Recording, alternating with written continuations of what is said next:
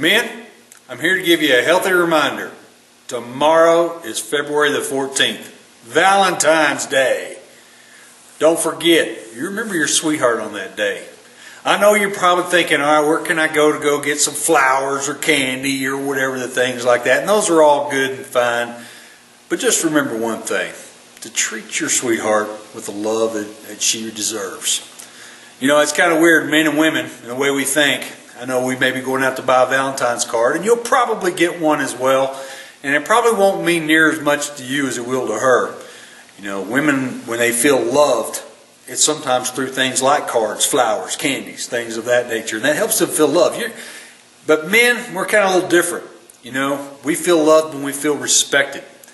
So if there's any of you women watching today, take note of that. You want your man to feel loved? Respect him. Let him know that.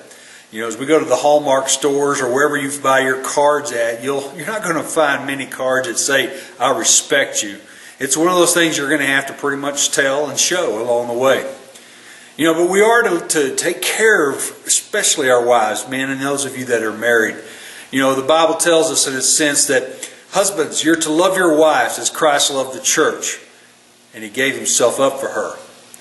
Now, when I say that, no, He's not talking about a place like this, a church building. This is an institution where the church comes to worship and fellowship together. If you're a believer in Christ, you are the church.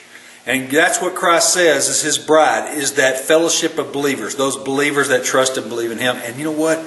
He loves us so much that He gave His life for us. That's the model in how we're supposed to love our wives. To love her and with all of our hearts, and would be willing to give our life for her. So man, I just encourage you, don't forget tomorrow. But more than anything, of the flowers, the cards, which are all cool and important, I'm not taking away from that, but let your wife know you love her. And let her know that from your heart, not from some trinket that you come up with. But love her the way Christ loves the church, the way He loves you.